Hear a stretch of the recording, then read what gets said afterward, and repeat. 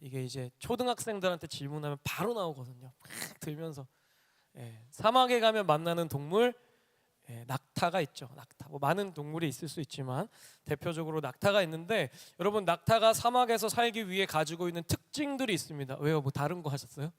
뭐 도마뱀 뭐 하셨어요? 네, 양이라고 한 건 아니죠. 네, 여러분 사막에 낙타가 있는데 낙타가 사막에서 살다 보니까 갖게 된 특징들이 있다 그래요. 첫째가 긴 눈썹이에요. 여러분 눈썹, 모래바람 사이에서 앞으로 전진하기 위해서는 눈썹이 길어야 돼요. 그래서 모래바람이 막 모래가 날리잖아요. 저희는 모래바람 불면 바로 눈 감잖아요, 그죠? 낙타가 이 눈썹으로 이 모래를 걸러서 앞으로 전진할 수 있다 그래요. 시야를 확보하는 거죠. 자, 두 번째 특징이 낙타의 시그니처라고 할 수 있는 등의 혹이죠. 제가 초등부 전도사 시절에 이거를 그 혹 안에 물이 있다고 얘기했다가 굉장한 그 바보 취급 받았던 적이 있습니다. 요새 아이들은 굉장히 과학적이고 정확하게 알고 있기 때문에 실수하면 안 돼요. 그 혹에 물이 아니래요. 다 몰랐어 제가 봤을 때. 뭔 소리야, 물 아니었어? 나 평생 물인 줄 알았는데 아니라고 합니다, 여러분. 등의 혹에요 물이 아니고 지방이 가득 차 있대요. 이게 왜 지방이 가득 차 있나 보니까 체온을 유지하는데 지방이 필요하잖아요. 근데 이걸 가장 효과적으로 하기 위해서 등에 이 지방층이 다 모여 있다고 합니다. 체온 유지를 위해서 뜨거운 사막의 온도를 조절하기 위한 장치죠. 대단한 거예요. 세 번째가 중요한데요. 이 낙타의 세 번째 특징이요. 낙타 무릎이에요. 무릎. 낙타의 무릎에 아주 두꺼운 굳은 살이 박혀 있다고 합니다. 사막에서 이 모래바람이 막 불어닥칠 때 이제 눈썹으로 이제 시야를 확보하면서 가는 거예요. 그리고 등에 그 지방 혹으로 체온을 유지하면서 막 이겨내는 거죠. 그런데 그렇게 가다가 도저히 돌파할 수 없는 모래 폭풍이 닥쳐오는 거예요. 너무나도 강력하고 거대해서 이걸로 버틸 수 없는 정도의 모래 폭풍이 닥쳐오면 이 낙타가 그냥 있는 자리에서 무릎을 꿇는다고 합니다. 무릎을 꿇고 모래 폭풍이 다 지나갈 때까지 그 자리에 머무는 거예요. 그렇게 계속해서 언제까지나 무릎으로 머물다가 그 길을 가기 때문에 무릎에 굳은 살이 박혀 있는 거죠. 그래서 여러분 우리가 영적으로 기도의 사람을 이야기할 때 낙타 무릎이다 이렇게 이야기합니다. 무슨 의미일까요? 하나님 앞에서 너무나 많은 무릎을 꿇었기 때문에 그 무릎에 낙타의 굳은 살처럼 이 굳은 살이 박혀 있다는 거예요. 한번 만져보세요, 여러분. 내 무릎에 굳은 살이 박혀 있는가? 제가 너무 매끈해가지고 제 무릎이 너무 매끈해서 만져볼 필요가 없어요. 여러분 정말로 무릎으로 기도하시는 믿음의 어른들이 있죠. 마침 어버이 주일인데 여러분이 앉아 있는 그 자리가 내가 즐겨 앉는 자리일 수 있지만요, 동시에 어떤 한 노 권사님이 평생토록 기도하며 눈물을 흘렸던 기도의 자리라는 것을 기억해 보세요. 저는 새벽 예배 때 설교하러 강단에 서기 때문에 딱 보면 알거든요. 그 자리는 누구 권사님이 앉는 자리다. 여러분 무릎으로 이 교회를 지키시고 공동체를 지키고 우리의 다음 세대를 지켜내고 계신 거예요. 누군가가 기도하고 있기 때문에 그 낙타의 무릎으로 간구하고 있기 때문에 오늘 우리가 이 자리에 있을 수 있다라고 하는 사실이에요. 오늘 예수님께서 저와 여러분을 이 낙타의 무릎을 지닌 사람으로 부르셨어요. 그리고 기도를 가르치시길 원해요. 그래서 오늘 12 제자를 예수님께서 부르실 때 밤이 새도록 기도하신 그 장면, 그리고 예수님이 가르쳐 주신 주 기도문 아시죠? 예수님의 기도를 통해서 우리가 한번 예수님은 어떻게 우리에게 기도하라고 말씀하시는가, 우리는 과연 무엇을 붙잡고 기도의 자리로 나아가야 되는가 함께 좀 나눠보기를 원합니다. 여러분 먼저 제가 여러분에게 질문하기를 원해요. 오늘 예수님이 밤이 새도록 기도하셨다고 했는데, 자, 예수님이 기도가 필요하셨을까요? 예수님도 기도하셨어야 될까요? 왜요? 예수님이잖아요. 여러분 우리가 이렇게 생각해 보면 그러네. 예수님 하나님 자신이신데, 삼위일체 하나님이신데 예수님이 뭔 기도를 하시나? 그렇죠? 그런데 예수님께서 인간의 연약한 몸을 입고 이 땅에 오셔서 아버지 하나님과 친밀함 가운데 그 맡겨주신 십자가의 길을 걸어가기 위해서 날마다 기도의 자리로 가셨다는 것을 우리가 발견할 수 있어요. 너무 당연한 거지만 예수님도 때마다 기도의 자리로 가셨고, 정말 여의치 않을 때는 시간을 일부러 내서 제자들을 먼저 가라 하시고 산 위에 올라가셔서 새벽 미명에 무릎을 꿇고 오늘 본문에 밤이 새도록 기도를 하셨다라고 하는 사실이에요. 누가복음 11장 2절에 보면 예수님이 가르쳐 주신 기도가 등장하는데 우리가 함께 읽어보도록 하겠습니다. 시작. 예수께서 이르시되 너희는 기도할 때에 이렇게 하라. 아버지여 이름이 거룩히 여김을 받으시오며 나라가 임하시오며. 아멘. 여러분 뭐라고 시작하냐면 아버지요 이렇게 얘기를 해요. 그래서 오늘 예수님이 가르쳐 주시는 기도 첫 번째는 하나님 아버지께 기도하라라는 것이에요. 하나님 아버지께. 여러분 기도할 때 딱 예배의 자리에 나와서 눈 감고 기도 시작할 때 뭐라고 기도하세요? 저는 이렇게 기도해요. 아버지 하나님 감사합니다. 여러분 대한민국의 그리스도인 중에 한 90%는 그렇게 기도할 거예요. 하나님 아버지 감사합니다. 아버지 하나님 감사합니다. 이렇게 기도해요. 뭐가 나오냐면 아버지라는 이름이 나와요. 만국 공통 멘트일 것 같아요, 제 생각엔. 여러분 하나님을 아버지로 부르는 거 너무나도 익숙하고 당연한 일이죠. 근데 뭐 그렇게 특별한 건가? 이 아버지라는 말 안에 정말 큰 의미가 담겨 있어요. 여러분 오늘 주기도문에 하늘에 계신 아버지여 우리가 이렇게 기도하는데 헬라 원문에 보면 아버지여 이렇게 하면서 시작해요. 아버지여. 파테르라는 단어로 시작해요. 그러니까 예수님께서 기도하실 때 아버지여 이렇게 기도를 시작하셨다는 거예요. 여러분 재미난 건요, 여담이지만 예수님이 쓰셨던 그 아람 말로 해서 이 아바 들어보셨죠? 아바 아버지. 이 아바라는 말이 아빠라는 말이랑 똑같아요. 아버지라는 말이니까요.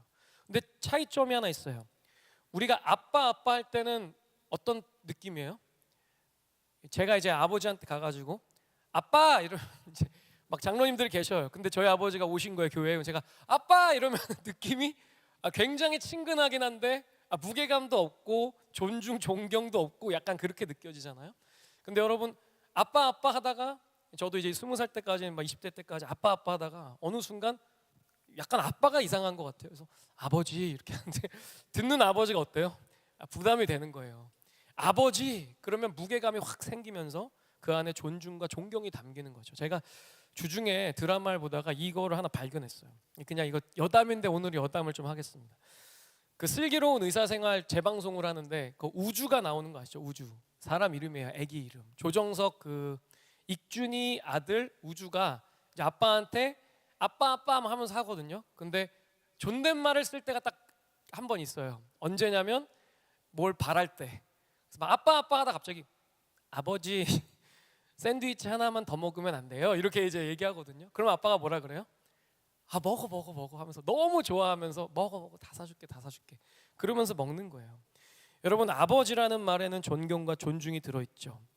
그래서 이 아바 아버지 아버지요 할 때는 아버지에 대한 신뢰와 존중과 존경이 그 안에 담겨져 있는 고백이에요. 그런데 여러분 이것에서 그치는 게 아니고 진짜 중요한 내용은 따로 있어요. 뭐냐면 예수님이 우리에게 기도를 가르쳐 주시면서 아바가 이런 뜻이야만 하는 게 아니고 너희가 기도할 때 아버지라고 부르며 기도해라 라고 말씀하셨다는 거예요. 와닿지 않으시죠? 늘 아버지라고 부르는데 아버지가 뭐 그렇게 대단하냐. 근데 여러분 이 과거의 당시의 유대인들의 사고와 문화 개념 속에 들어가면 이거는 말도 안 되는 일이에요. 그러니까 하나님을 아버지라고 부른다는 건 이건 말도 안 돼. 이거는 누구만 가능한 거냐면 메시아만 가능한 거예요. 예수님만 가능한 일. 그러니까 하나님이 보내주신 당신의 아들 이스라엘을 구원할 그리스도만이 부를 수 있는 호칭이죠. 왜냐하면 그분만이 하나님을 아버지로 뒀으니까. 이러한 생각을 가지고 있었어요. 그래서 그 당시 사람들이요 성경을 읽어요. 성경 사본을 읽죠. 막 소리내서 읽다가 이제 하나님의 그 존재를 나타내는 호칭이 나와요. 성경에 보면 뭐 여호와, 아도나이, 엘로힘, 야훼 이런 표현들이 있거든요. 이러한 말이 딱 성경에 등장하면 여러분 이 말은 하나님의 이름이라기보다는 하나님의 존재를 뜻하는 단어예요. 표현이에요. 그러니까 이런 단어들이 딱 나오면 묵음 처리했다 그래요.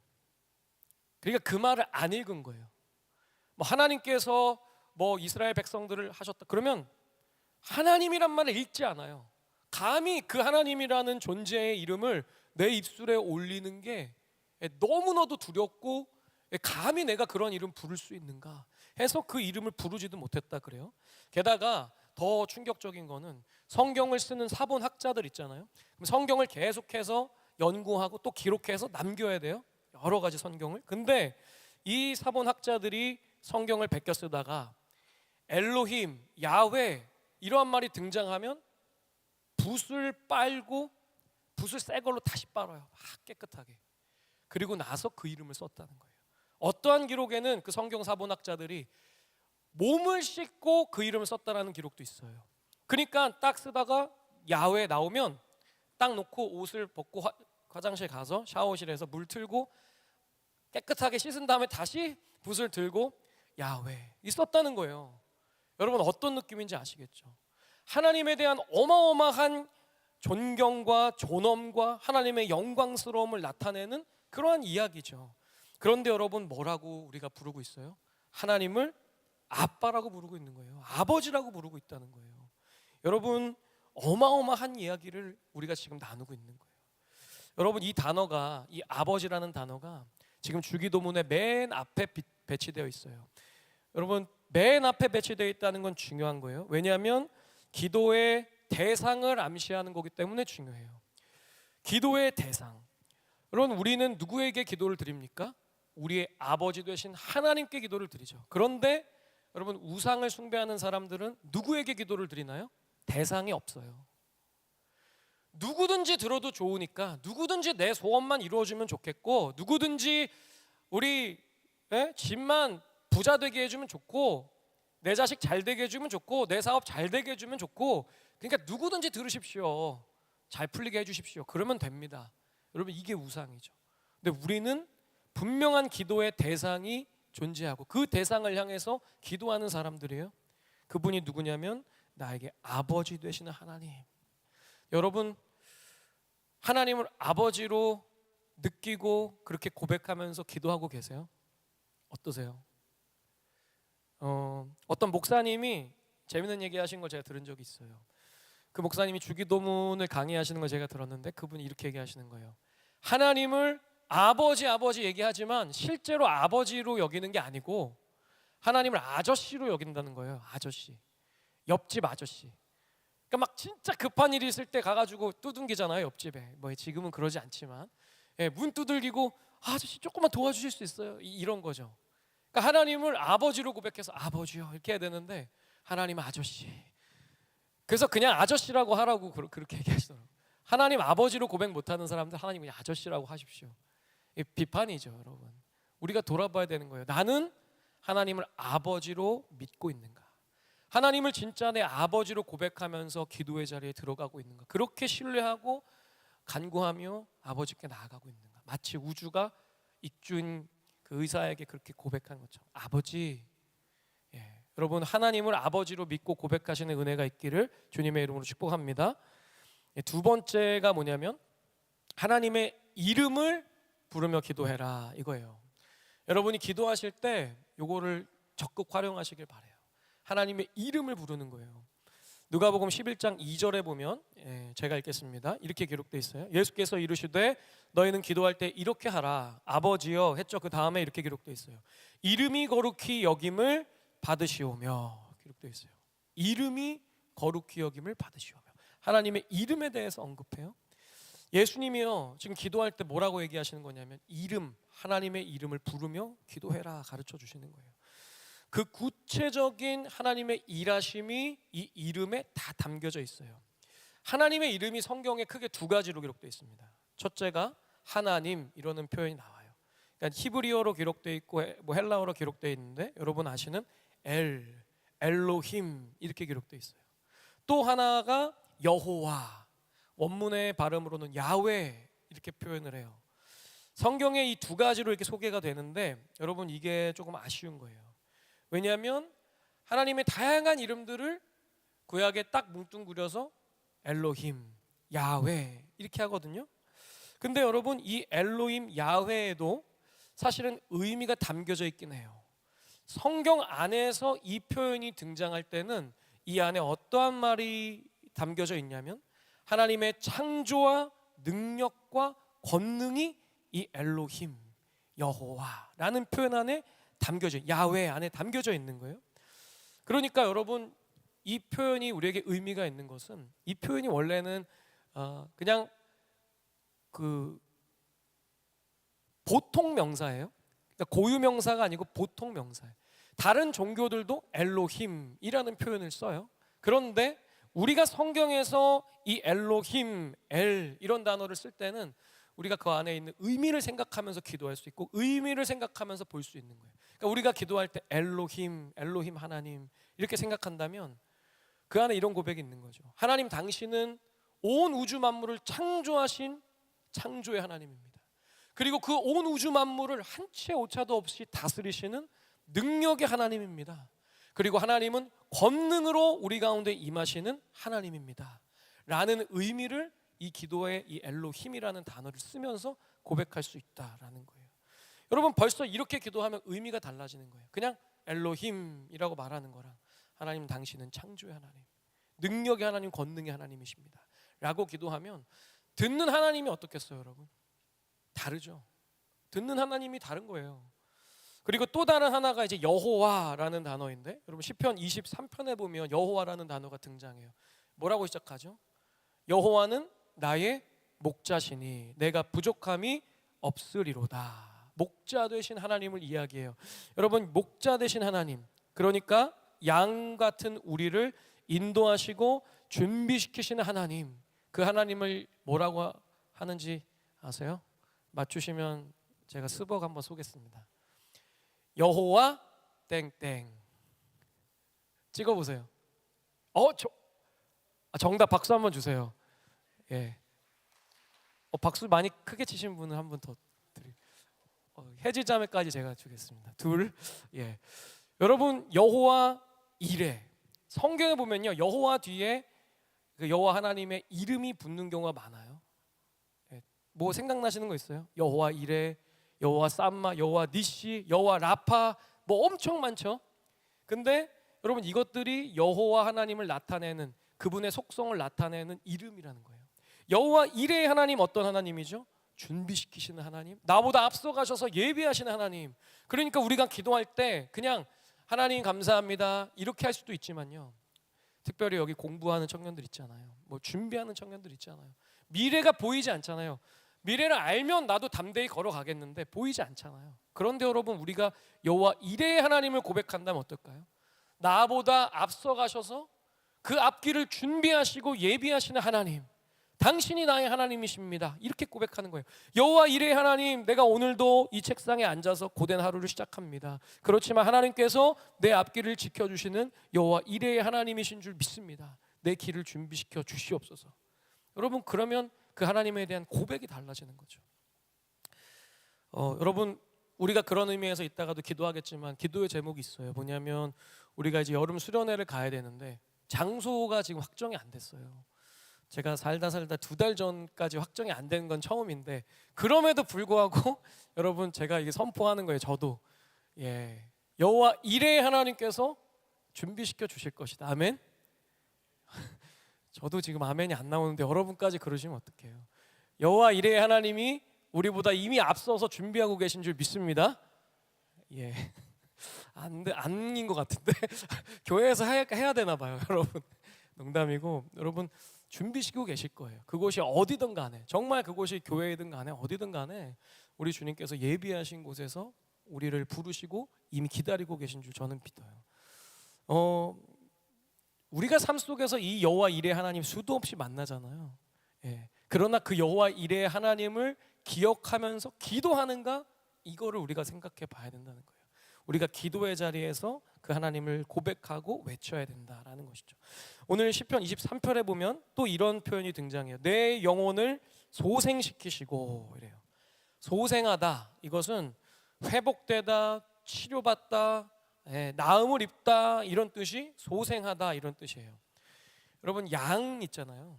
아까 우리 고 작가님의 그림에 양이 등장했는데 양이요 굉장히 고집이 센 동물이에요. 그리고 시야가 너무 안 좋아요. 근시해요.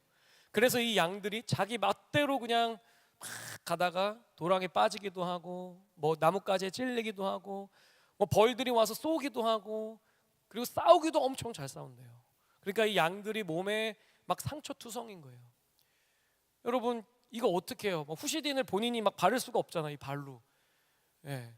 근데 여러분 이 양, 그러니까 자기 멋대로인 상처투성인 이러한 양들을 돌보시고 소생케 하시는 하나님, 그 하나님이 바로 여호와 라파의 하나님이다라고 하는 거예요. 한번 따라해 볼까요? 여호와 라파. 여러분 이게 너무 중요해요. 저는 정말 주중에도 정말 꼭 이 이름을 제가 외쳐요. 여호와 라파의 하나님. 제가 지난 금요기도회 때도 간절하게 여호와 라파의 하나님, 여호와 라파의 하나님. 여러분 우리도 마찬가지죠. 우리의 삶도 상처투성이일 때가 있잖아요. 누구나 그런 상처들이 있죠. 그리고 아픔을 겪기도 하고 내가 평안하다 하더라도 내 옆에 있는 우리 선후배, 친구, 우리 동역자들, 직장 동료들 상처투성이인 사람들 있잖아요. 여러분 무엇으로 그들을 위로하고 무엇으로 그들에게 기도해 줄 거예요? 무엇을 기대하면서? 여호와 라파의 하나님을 우리가 기대하는 거죠. 나는 아무것도 할 수 없지만 하나님 당신께서는 그 한 어린 양, 상처투성이인 어린 양을 소생케 하시는 하나님이신 줄 이 말씀에 기록되어 있는 거 내가 압니다. 여호와 라파의 하나님, 오늘 상처 가운데 있는 이 친구를 위로하여 주시옵소서. 회복시켜 주시옵소서.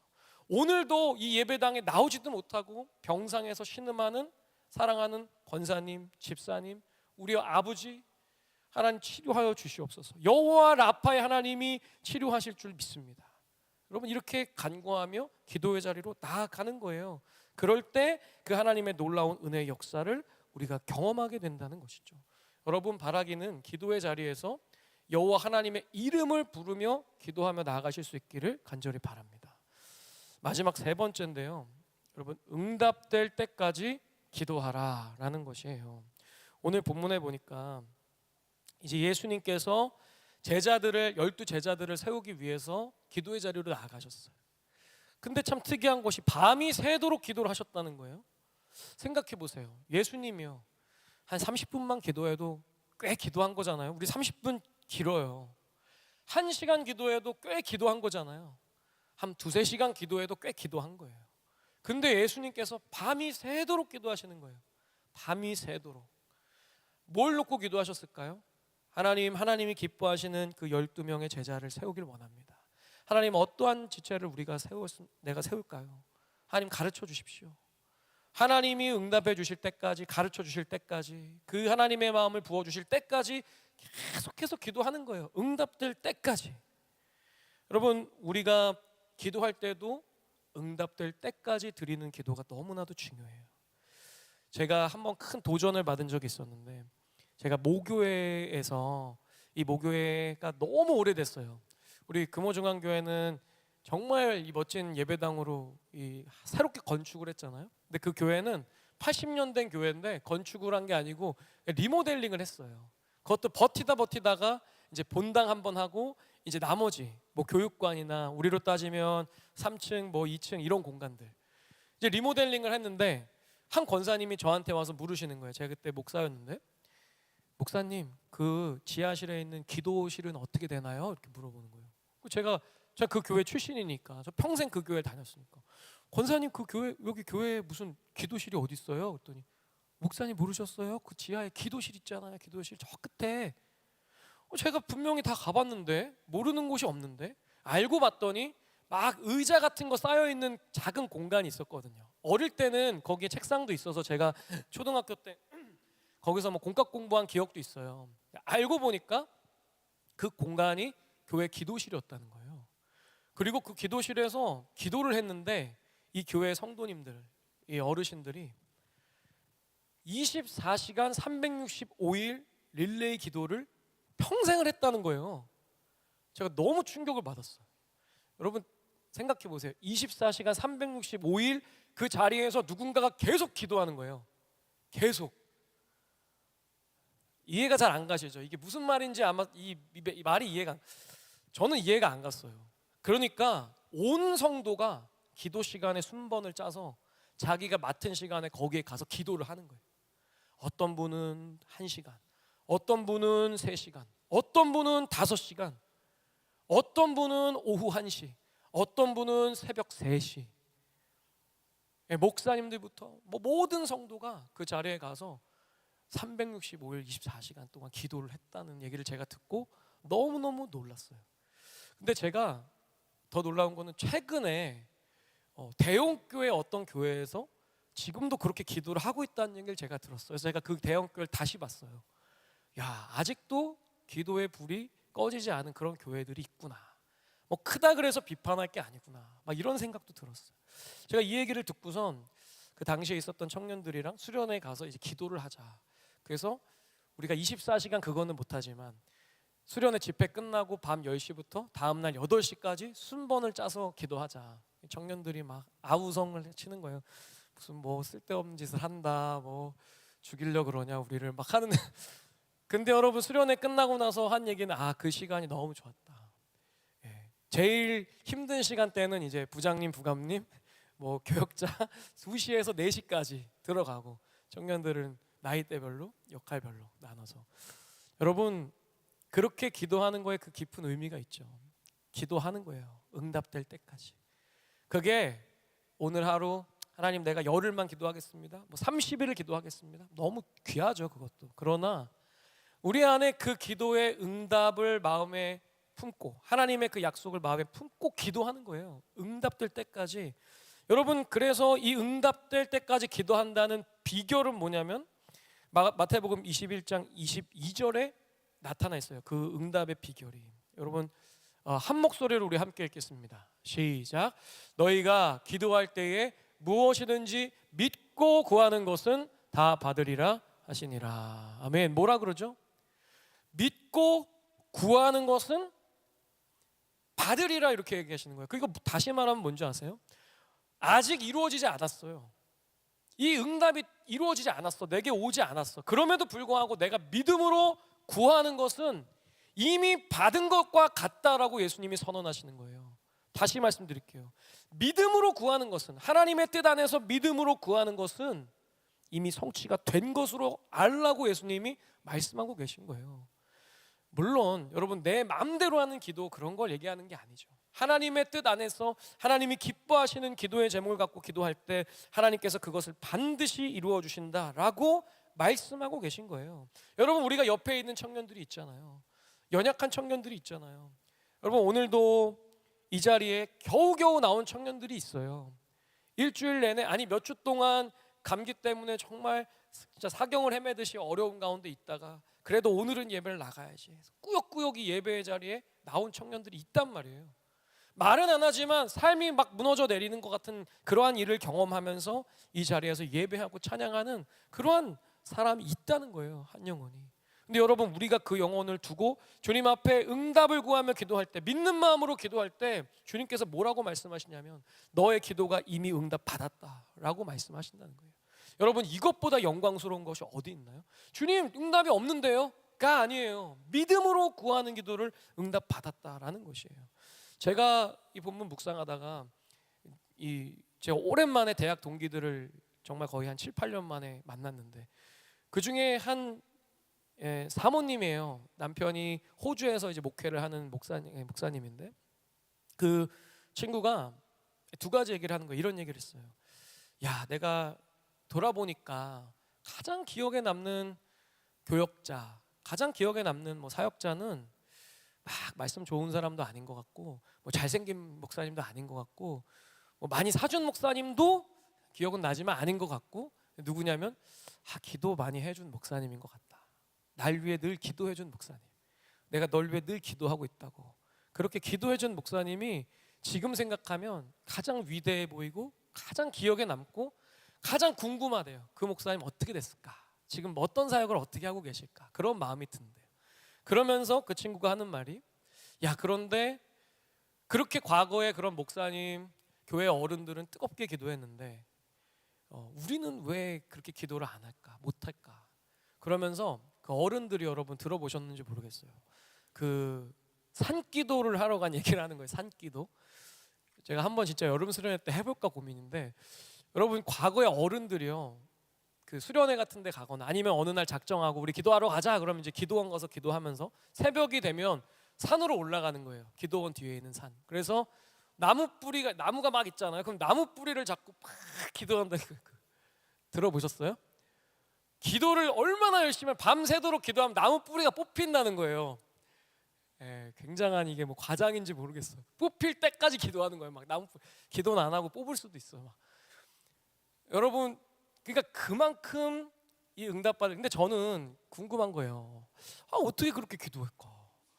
그렇잖아요, 여러분. 저도 기도하러 본당에 혼자 앉아서 할 때도 있어요. 근데 막 기도하고 딱 정신 차리면 15분 지났어. 막 더해. 막 그래. 그 맷집을 키우자. 딱 30분 지났어. 40분을 못 채우네. 이제 가야지 하면서 이제 막 일어나는 거죠. 여러분 부끄럽지만 이게 우리의 기도의 모습이잖아요. 어르신들은 어떻게 그 밤새 기도 뿌리를 뽑으셨을까?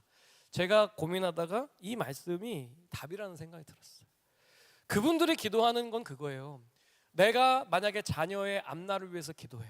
근데 불안해하면서 그 기도를 끝까지 드릴 수 있을까? 그러지 못해요. 마음이 불안하고 이거 안 될 것 같으면 그거 어떻게 계속 기도해? 밤새 뭐라고 기도해요? 안 될 것 같은데. 그러니까 이분들이 믿음으로 기도하는 거예요. 하나님, 내가 내 자녀에게 줄 거 아무것도 없고 뭐 물려줄 재산도 없고 뭐 건강도 막 좋지 않고, 근데 하나님, 그러니까 하나님이 돌봐주셔야 됩니다. 하나님이 잘 되게 해주셔야 됩니다. 그 믿음 지켜주셔야 됩니다. 안 그러면 우리 집 망합니다. 내 자녀들 다 망합니다. 하나님, 근데요, 하나님이 그렇게 해주실 줄 믿어요. 왜냐하면 나한테 그렇게 하셨기 때문에. 하나님이 내 자녀들에게도 좋은 것으로 주실 줄 믿습니다. 그러니까 하나님, 나는 믿습니다. 그냥 믿는다는 얘기를 막 3시간 4시간만 하다가도 내려오는 거예요. 그 믿는다는 한마디만 계속 믿습니다. 하나님, 나는 믿습니다. 여러분, 믿음으로 선포할 때 우리가 그렇게 밤이 새도록 응답될 때까지 주님 앞에 믿음으로 간구할 수 있는 것이죠. 바라긴 여기 계신 모든 분들이요, 믿음으로 간구해서 그 응답을 누리실 수 있기를 간절히 바랍니다. 제가 여기 근처에 있는 한 교회 목사님 이야기를 들은 적이 있어요. 큰 교회 목사님인데, 원로 목사님인데, 그 목사님이, 전 몰라요. 뭐 큰 교회가 어디 있는지도 잘 모르고 다 몰랐는데 신대원 때 특강을 오셔가지고 간증을 하셨어요. 그걸 많은 사람들이 이미 들었더라고. 근데 저는 굉장히 인상 깊게 들었어. 이분이 뭐라고 하셨냐면, 큰 교회 담임 목사님이셨는데 그 당시에 이분이 그 교회에 부임하기 전에 막 여러 교회에서 뭐 상처도 받고 힘든 일도 겪고 하다가 제주도에 있는 한 교회로 부임을 하셨대요. 제주도가 여러분 그 믿음이 굉장히 세요. 그래가지고 좋은 의미도 있지만 굉장히 강해요. 성도들이 육지에서 온 어떤 목사를 막 이렇게 신뢰하지 않는다고 그러더라고요. 이 목사님이 이제 교회에 갔는데 그 교회에 분란이 나가지고 막 교회가 싸우고 쪼개지고 그런 상황이에요. 근데 가뜩이나 드센데 내가 여기 가서 뭐 어떻게 목회를 할 수 있을까? 어떻게 할 수 있을까? 그렇게 기도를 하다가 하나님이 마음을 주셨대요. 기도해라. 지금 기도하고 있는데요, 하나님? 기도해라. 그래서 이분이 어떻게 기도할까 고민하다가, 그래, 내가 이 성도들을 위해서, 뭐 교회가 잘 되고 이런 것만 아니라 내가 이 성도들 아픔과 상처를 위로하기 위해서 내가 40일 동안 금식 기도를 해야겠다. 그래서 이 성도들을 위해서, 이 성도들이 위로받기를, 하나님이 위로해 주시기를 위해서 40일 동안 새벽 기도를 하셨대요. 물도 안 드시고 했다는 것 같아요. 제가 얼핏 기억에. 강단에 앉아가지고 이 강단을 떠나지 않고 40일 동안 이 강단 위에서만 계속해서 기도, 잠도 여기서 자고 기도를 한 거예요. 어떻게 됐을까요? 40일 지난 후에 이 목사님이 거의 이제 실려갈 정도가 돼가지고 거의 막 숨이 넘어가, 성도님들이 다 달려와서, 그러니까 이 목사님 죽으려고 그러니까 안 돼요 목사님 하면서, 그 전까지 뭐 때문에 싸우고 뭐 때문에 마음이 상하고 뭐 때문에 용서할 수 없고 이런 모든 것들이 눈 녹듯이 다 사라졌대요. 그래서 그 기도 이후로 온 교회가 평안하게 날마다 하나님 예배했다라는 얘기를 그 목사님이 직접 하시는 말씀을 제가 들은 적이 있어요. 여러분, 그분이 40일, 뭐 30일 해도 되고 20일 해도 되고 열흘만 해도 되죠. 근데 40일이라는 그 긴 시간을 기도하기로 한 이유는 뭐예요? 하나님, 내가 이 기도를 잠깐 드리고 마치 모든 기도를 드린 것처럼 여기지 않겠습니다. 하나님, 내가 하나님 기도하라고 하시는 그때까지, 응답해 주시는 그때까지 내가 믿고 기도하겠습니다. 이 기도의 자리를 떠나지 않겠습니다. 그러면 하나님은 반드시 응답해 주시는 하나님이신 줄 나는 믿습니다. 이 고백을 드린 것이죠. 그때에 하나님이 놀라운 응답을 주신 거예요.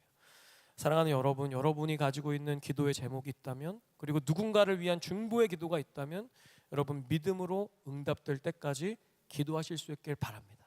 그것을 통해서 여러분에게도 응답받는 믿음의 이야기가 생기실 수 있기를 주님의 이름으로 간절히 축원합니다. 여러분, 마지막으로 제가 한마디만 드리고 찬양할 텐데 반주해 주시고요. 여러분, 예수님께서 오늘 저와 여러분을 기도의 대리자로 세우신다는 거예요. 여러분, 오늘 예수님께서 제자들을 세우시는데 이 제자들은 과연 뭘 하는 사람들인가? 예수님이 왜 밤이 새도록 하면서 이 제자들을 세우셨을까?